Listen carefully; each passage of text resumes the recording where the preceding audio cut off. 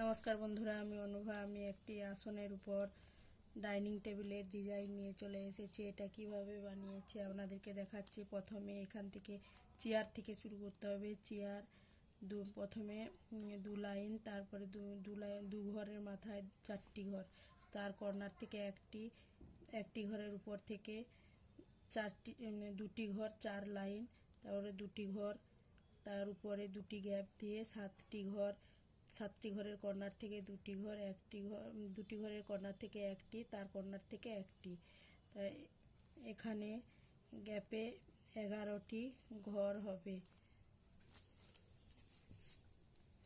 চেয়ারের উপরটা এখান থেকে একটি ঘর নিতে হবে, তারপরে 5টি ঘরের কর্নার থেকে একটি ঘর, এখান থেকে দুটি ঘর, তারপরে 7টি ঘরের উপর থেকে দুটি ঘর দুবার, তারপর দুটি ঘর। এখান থেকে সেম একই রকম এদিকের চেয়ারটা হবে।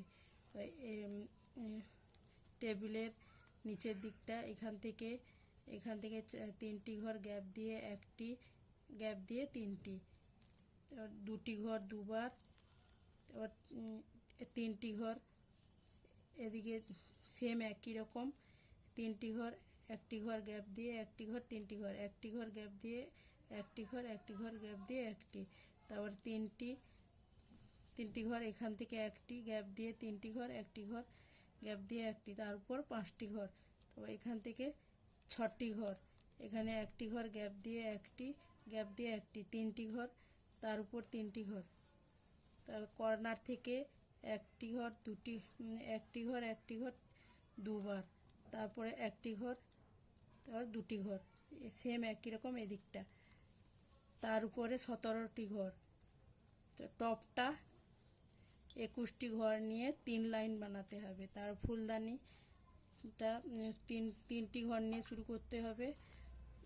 3টি ঘরের উপরে 5টি ঘর, তারপরে 7টি ঘর দুবার বানাতে হবে, তারপর 9টি ঘর দুবার। এখান থেকে গ্রিন কালারটা শুরু হবে। পাতা 3টি ঘর, তারপর দুটি দুবার, একটি ঘর, এদিক থেকে দুটো দুবার, একটি ঘর, তারপর 3টি ঘর, তারপর 3টি ঘর, একটি ঘর, দুটি ঘর, একটি ঘর, তারপর ফুল হচ্ছে দুটো ঘর, একটি ঘর।